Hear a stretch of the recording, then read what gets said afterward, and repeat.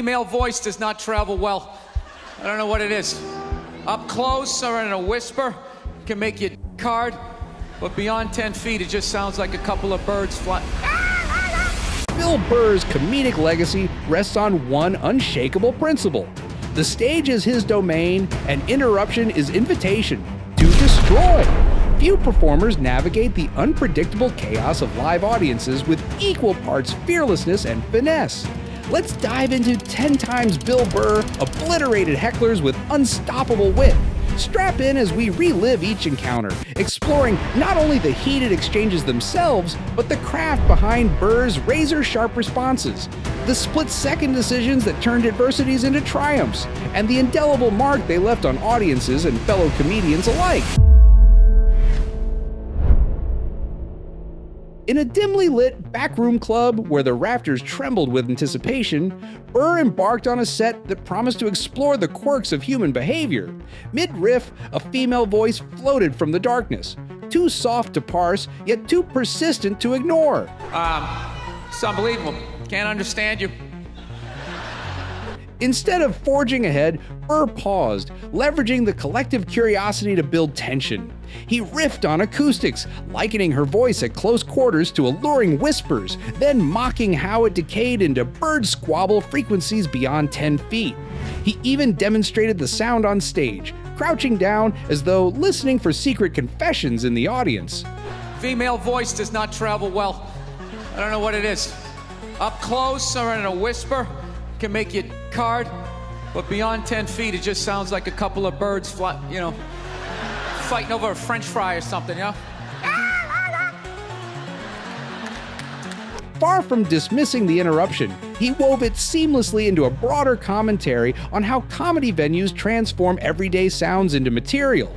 Bar chatter becomes punchlines, phone buzzers morph into comedic beats, and hecklers inadvertently supply infinite inspiration. There you go. That's how we start. Nobody's coming out of the gate. His tone balanced bemusement and scorn, never cruel yet unrelenting, drawing laughter that crescendoed as the whisperer's anonymity became the punchline. By reframing distraction as theatrical flair, Burr reminded everyone that true comics see potential in chaos, turning an unwelcome comment into a scene-stealing moment that left listeners both surprised and enlightened about the physics of live performance. At a sold-out theater teeming with energy, a self-proclaimed .22 caliber protector hollered that he was armed inside the venue. Tension rippled across the crowd, but Burr treated the threat like a punchline waiting to happen. All I want to get is a 22. That's it. 22 caliber, protect the house. No big deal. That's it. Exactly. Really, sir? I love that. Come on. No, you think I wasn't setting them up? How many times did I say 22 caliber? I said it the first time I heard the groans. You just keep sending that fishing line out there. There's always one guy who takes the bait. He slowed his delivery, feigning solemn respect for this tiny firearm's might before methodically pointing out its limitations, how a single shot might barely graze the top of his fedora, let alone penetrate comedic armor. He painted a hyperbolic scenario, him standing center stage with a loaded pistol, firing off a few rounds and then offering an encore, only to question what the heckler would do next. Dive behind a baby in the front row? Scream until his voice cracked? 22 caliber. You little queer gun. You got a holster between your tucks with that gun. Burr even mimicked the sound of the gun's recoil, exaggerating each bang into cartoonish absurdity.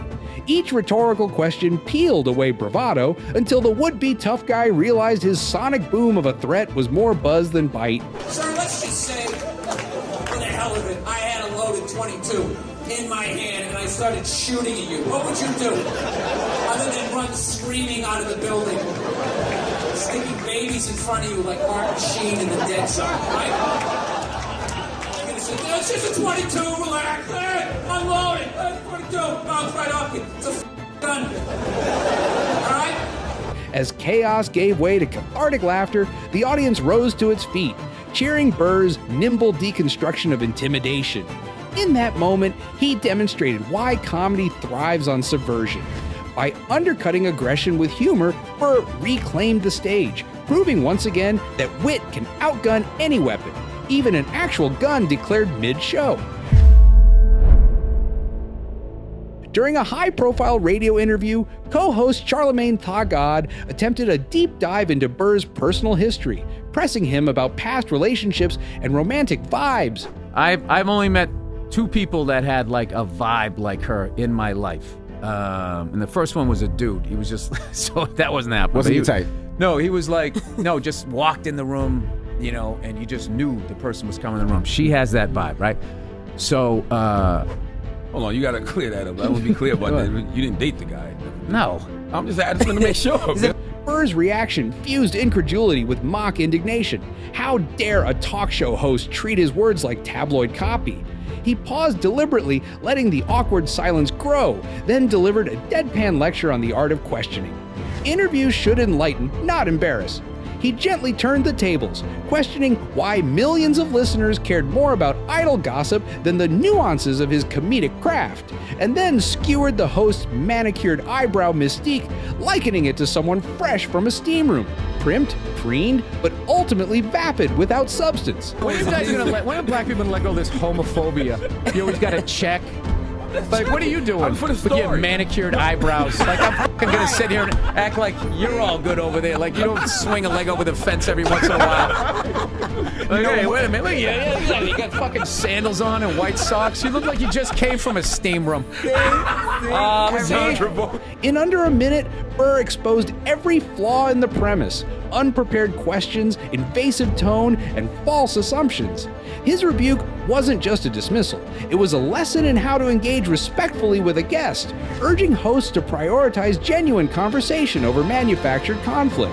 By spotlighting absurdity with surgical precision, Burr educated millions of listeners about the boundaries of interview etiquette, firmly establishing that even seasoned broadcasters are no match for his spontaneous genius. On a night when jokes flowed as freely as the bar's specials, a well-meaning fan interrupted Burr with a clumsy remark about how there's no Eiffel Tower worth praising. Rather than indulge the compliment, Burr seized on its awkwardness, asking whether the fan even knew what an Eiffel Tower was doing in a comedy club. No offense, but there's no Eiffel Tower here. I think that's a little pricey. You're welcome! Thank you for not just laughing. Thank you for verbally letting me know that you appreciated that. Thank you! He expanded the joke into a mini-sketch, imagining the grand monument awkwardly plopped amid sticky floors and spilled drinks, its iron lattice creaking under the weight of spilled beer. Burr even adopted a mock French accent to voice the tower's imagined complaints, grumbling about being out of place and significantly underlit compared to Paris at night. She either has no stairs in her house or someone doesn't know how to walk up them. At that point. By dissecting the compliment as if it were a piece of bad architecture, Burr sent a clear message. In comedy, genuine laughter cannot be orchestrated through limp praise. Did you call? Did you call the plumber? Thank you! When she said it not like I was 10 feet away. She said it like I was downstairs in the rec room. Changing a fuse or something. That's not it! No, it's still not working! Hey, it's done! Okay, thank you! The crowd erupted not just at the clever visuals, but at the reminder that true connection arises organically. In that moment, Burr reframed the notion of audience engagement, showing that a joke's power lies in sincerity, not solicitation. When Burr sat in on the Kill Tony podcast's open mic torture chamber, he witnessed aspiring comics condemned to 1-minute sets and merciless musical cues. As the host's caustic jabs began dismantling a timid performer, Burr couldn't stay silent. That was an interesting way to get to that Trump thing. You made Pat do that whole thing. Yeah, I know. How did? Yeah, but didn't you kind of fuck him with the music on the way up? You're like, he's gonna suck. You put it in everybody's mood. It's like, can you give him a chance? That doesn't happen to any. It was going to be that bad no matter what music played him up. He could have had... He interrupted the soundtrack with a sharp clap, publicly branded the format brutal and stupid, then stepped up to offer real actionable feedback. Slow down, breathe, find your angle. He urged the comedian to trust his own pace rather than be bullied by arbitrary time limits, citing his own early days when he learned more from surviving rough crowds than from rainbows and butterflies showcases. It's fucking brutal. Is this gonna be an hour of this? I don't want to do this. It's fucking horrible. Nobody can be funny in a fucking minute. It's stupid. Oh, no, it happens. Fucking 2 seconds. Oh, it happens a lot. Jesse just took a real bullet there. Dude, you don't even. This is stupid. It's stupid. You're fine. Burr's intervention transformed a spectacle of public humiliation into a moment of solidarity, reminding viewers that comedy's essence cannot be constrained by metronomic beats. There's one more, and then I'm out. All right? There's another one, mean just to be fucking mean. I'm not doing this for fucking. Trying to bring it up here. I love it. Jesse, you did so bad, one of our guests is about to quit. I don't know what else to tell you. Oh, if there's a negative lining, Tony will find it. There it is, right between the ray of sunshine. There's that little nugget of negativity. You fucking Yeah. That's it. smarmy fucking Yeah, Jesus that's it. Christ. Later, even Tony the host seemed chastened, offering a truer chance for funny material to breathe. Burr's willingness to defend a novice illuminated his belief that mentorship can thrive even in competitive environments, and that humor, at its best, elevates everyone on stage.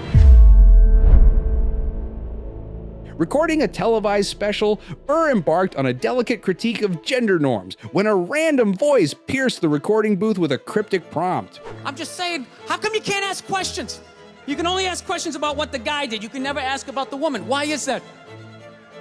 Why is that? What is that?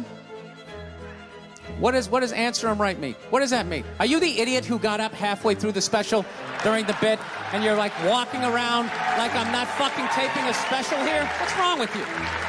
What's wrong with you? Fucking had to ignore all of that and now you're gonna like yell out? And not only that, yell something that makes no fucking sense whatsoever? Answer him! Answer him!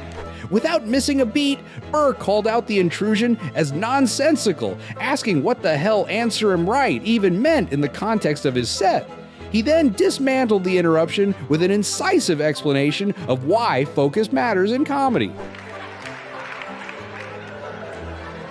Every fucking special I do, there's always one. Always right down the fucking middle. Talking about hitting women, sweetheart. And I think you just added another reason. Jesus fucking Christ. Random interjections derail both rhythm and message. Mimicking the offending voice in an exaggerated falsetto, he illustrated how such interruptions feel like screw-ups in a delicate machine, grinding momentum to a halt. I love this. I'm not even in a relationship with her, and she's fucking nagging me. Fucking unbelievable.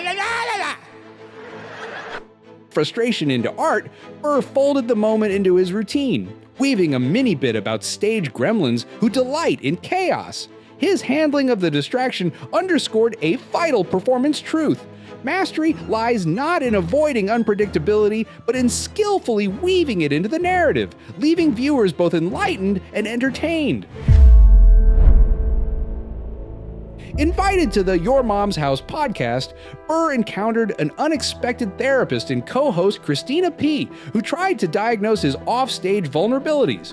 Burr responded by lampooning the amateur analysis, likening it to taking medical advice from someone who's only ever watched basketball without ever stepping on the court. Felt like a pussy after a while. Like, when are you gonna just, get off this fucking couch here and go live your life and stop having to talk to this fucking person?